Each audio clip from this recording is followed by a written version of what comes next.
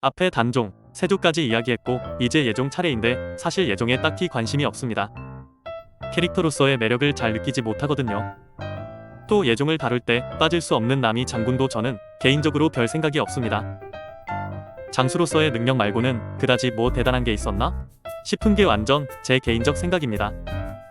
근데 뭐 순서대로 하는 마당에 제외할 수도 없고 그래서 그냥 에피소드 3가지를 정리하는 걸로 가름하겠습니다. 첫째, 예종은 세조가 무척 예뻐했던 그의 형 의경세자가 갑자기 죽어서 세자가 됐다. 원래 이런 경우에는 의경세자의 아들인 월산대군을 세손으로 삼고 승계권을 줘야 하는데 예종이 세자로 책정된 건 의아한 일이었습니다. 혹자는 수양대군 세조 자신이 형의 아들을 제거하고 왕위에 오른 만큼 월산대군이 왕이 되면 예종이 자신처럼 행동할까봐 그랬다는 의견이 있는데 그러기에는 월산대군과 예종의 나이차가 별로 나지 않습니다. 그래서 결론은 모르겠습니다. 그냥 순수하게 세조 눈에 예종이 월산대군보다 괜찮게 보였나 보다라고 상상할 뿐입니다. 둘째, 남이 장군 첫 세는 분명 문제가 있었다. 민간 신앙에서도 유명한 남이 장군을 죽게 해서 예종에 대해 눈살을 찌푸리는 경우가 꽤 있는데 쏠까말 남이 장군도 문제가 있긴 있었습니다. 이 배경에 대해 짧게 설명하면 세조가 자신을 도왔던 한명회, 신숙주 등의 구공신의 경계를 위해 이 시에 난등에 활약했던 신공신을 대우하기 시작했는데 그 대표적인 인물이 각각 어린 나이에 영의정, 병조판서에 올랐던 구성군 이준과 남이입니다. 종친이기 때문에 더욱 몸을 낮췄던 구성군 이준과 달리 남이는 다소 튀었습니다. 자부심이 강했던 남이는 대놓고 이준을 질투하기도 했고 결국 예종이 즉위하자마자 구공신의 의견을 예종이 받아들이는 모양새로 병조판서에서 겸사복장으로 강등됩니다. 이후 단신 유자광에 의해 남이가 억울하게 영모의 누명을 뒤집었었고 야사에는 그 유명한 남이의 시조 나이 20의 나라를 평안하게 못하면을 나이 20의 나라를 얻지 못하면으로 바꿔치기 당했다라고 하지만 어디까지나 야사일 뿐입니다.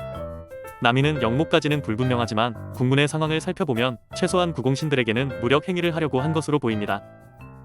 하지만 거칠고 투박했던 남이의 스타일은 여기저기 틈을 보였고 특히 유자광과 접촉한 것은 최악의 선택이었습니다. 결국 남이의 행동은 그다지 무리 없이 영모 행위로 빌드업 시킬 수 있을 정도의 모습을 보인 것은 분명해 보입니다. 셋째, 남이 제거 이후 예종은 구공신의 권력에 휘둘렸다. 아직 젊고 경험이 부족했던 예종은 인재풀을 제대로 갖추고 있지 못했습니다. 이에 구공신들은 아직 미숙한 예종에게 다양한 인사 추천을 시도했고 예종은 승낙할 수밖에 없었습니다. 즉 인사권이 약했던 왕이었고 그 말인즉슨 왕권이 약했다는 겁니다. 사실 비단 예종뿐만 아니라 정권 초기의 왕은 대부분 힘이 들죠. 이 약한 왕권을 증명할 민수의 옥이라는 사건이 있었습니다. 민수라는 사관이 세조실록을 편찬하기 위해 사초를 제출하는데 그때 자신이 너무 대신들의 잘못을 많이 적었다는 것을 걱정했고 이에 사초 보관을 담당했던 친구를 통해 대신들의 기사를 고치는 일이 있었습니다. 예종은 노하여 왕의 잘못도 거리낌 없이 기록하는데 대신들의 허물을 감추려 하는 이유가 무엇인지 추궁했고 민수와 그의 동료들의 답은 매우 단순했습니다. 그 답은 대신과 재상이 무서웠기 때문이란 것이었습니다. 왕보다 대신들이 무섭다는 민수의 말이 당시 예종의 힘의 정도를 가늠할 수 있을 것입니다.